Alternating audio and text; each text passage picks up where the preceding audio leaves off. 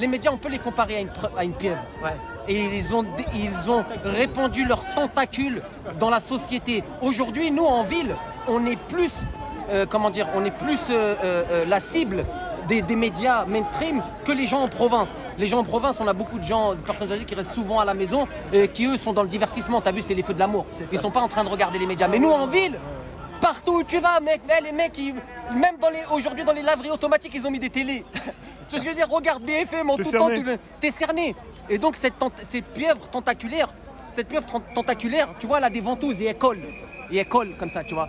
Jeune homme, t'es gilet jaune, t'es reporter. oui, Moi, je suis gilet jaune, mon ami. Les constituants, Je suis un gilet jaune. C'est un pote à Mishka, à Wilson. Tu fais des petites vidéos pour montrer ce qui se passe quand même. Alors, là, on était parti avec Maître Deval. Il est parti, mais il a dit Deval. Il est parti. Il a dit qu'il parlait de ce qui se passait ici. non, mais c'est bien qu'il parle à ce qui passait ici. Mais nous, dans notre démarche, pour être totalement clair avec notre démarche, Faut les vérifier nous aussi. sommes des gens qui déjà, nous sommes des Français qui refusons de vivre à genoux dorénavant. Et aujourd'hui, nous prenons notre responsabilité pour mettre le doigt là où on trouve qu'il y a des dysfonctionnements qui font que notre société n'est plus une société paisible. Nous sommes aujourd'hui avec des corporations médiatiques et non pas des corporations, des médias d'information. Nous sommes avec des corporations qui défendent des intérêts d'autres corporations plus puissantes où souvent le patron de la corporation, je sais pas moi, de marchand d'armes comme Bolloré, sont aussi propriétaires du groupe Canal+.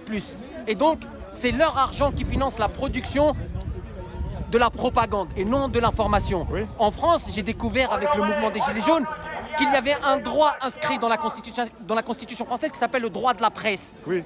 Et pour exercer le droit de la presse, il suffit d'être témoin d'une scène et de la rapporter avec exactitude.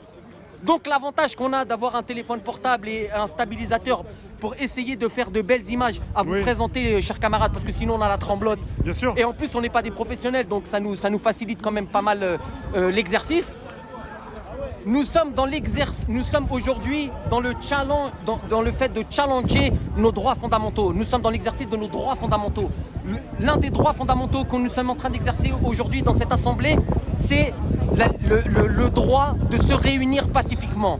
Le deuxième, c'est le droit de manifester pacifiquement. Le troisième, c'est le droit à la liberté d'expression. Le quatrième, c'est le droit de la presse, le droit d'informer nos concitoyens, tout en pointant du doigt les incohérences et ce dont on dénonce, c'est-à-dire l'instrumentalisation de l'information par de grands groupes, par de grands financiers, par de grands intérêts privés, souvent milliardaires, souvent étrangers, comme Patrick Drahi de BFM TV, qui n'a même pas la nationalité française selon mes informations, et qui est en possession de différents passeports étrangers comme celui portugais ou un passeport israélien. Donc, Maître Deveul, il est bien gentil, Maître Deveul, mais si on suit la logique, si on suit notre logique, les médias mainstream sont morts. Pourquoi leur donner du crédit et se rendre sur leur plateau et répondre à leurs questions? Il y a ici, à mon avis, le même syndrome que beaucoup de gens ont lorsque il s'agit de défendre nos droits fondamentaux et au final d'exercer son autodétermination et sa souveraineté en tant qu'être humain, de dire ce qu'on a envie, de pratiquer la religion qu'on veut, de se réunir avec qui on veut, de se marier avec qui on veut. C'est cette prétention de gens qui pensent être des sachants et qui veulent nous représenter. Messieurs, dames, nous n'avons pas besoin de représentants, ok? On a besoin de leaders, on a besoin de chefs, on a besoin de commandants, on a besoin de capitaines dans des équipes lorsque on veut atteindre des objectifs et qu'on montre des stratégies dans ce but-là. Mais aujourd'hui, nous n'avons pas besoin que des gens nous représentent. On n'en a pas besoin ni sur les plateaux, ni sur rien. Parlez pour vous. Soyez des citoyens, soyez des êtres humains libres et autodéterminés. Et la souveraineté dans ce bas monde, elle appartient à Dieu. Et en dehors de Dieu, c'est vous les souverains. Merci jeune homme, ton prénom? Moi, c'est Kamtar. Kamtar, moi je voulais dire Kamtar. Regarde, vous imaginez, t'as vu comment ils parlent? Des gars comme ça, mais c'est des lumières pour moi.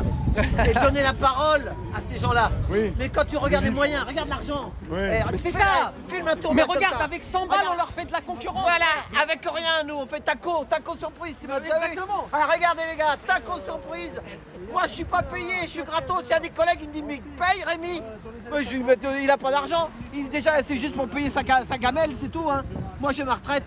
Mais on fait des choses et il y a des gens Nadia elle est venue me voir, Nadia elle m'a dit, attention derrière toi, attention. Nadia elle m'a dit, C'était bien ton corps, c'est tout. Je te suis. Et ben, ça me fait plaisir. Voilà pourquoi on fait ça. Voilà. Non, mais Merci. c'est